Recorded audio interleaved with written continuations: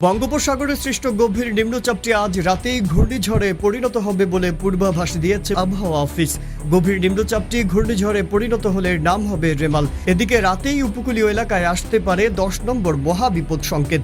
ঝড় মোকাবেলায় উপকূলবর্তী বিভিন্ন এলাকায় সচেতনতামূলক মাইকিং করছে কোস্ট গার্ডের সদস্যরা। আছড়ে পড়ার সময় ঝড়ের গতিবেগ থাকতে পারে ঘন্টায় 100 থেকে 110 কিলোমিটার।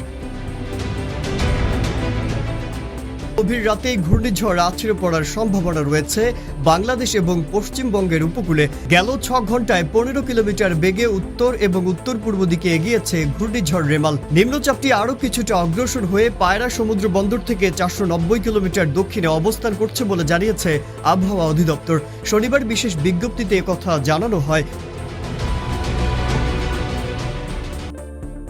বিজ্ঞপ্তিতে আরও বলা হয়েছে, পূর্ব মধ্য বঙ্গোপসাগর ও তৎসংলগ্ন পশ্চিম মধ্য বঙ্গোপসাগর এলাকায় অবস্থানরত গভীর নিম্নচাপটি উত্তর উত্তর পূর্ব দিকে অগ্রসর হয়েছে।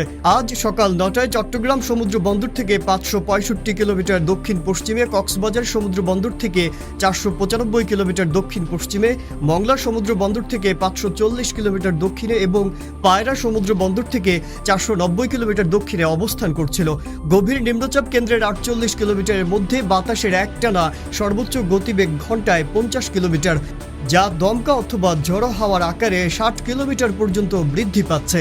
গভীর নিম্নচাপ কেন্দ্রের কাছে সাগর উত্তাল রয়েছে।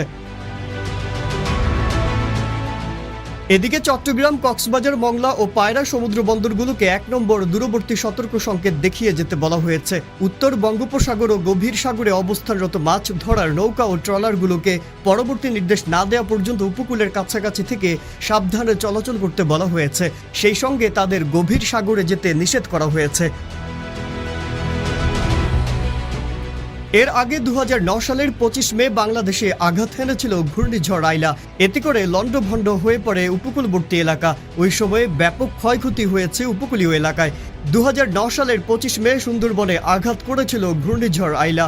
তবে আজ রাতেই আঘাত হানতে পারে ঘূর্ণিঝড় রেমাল। এতে করে 15 বছর আগের সেই ভয়াল থাবার কবলে পড়ার আশঙ্কা দেখছে আবহাওয়াবিদরা।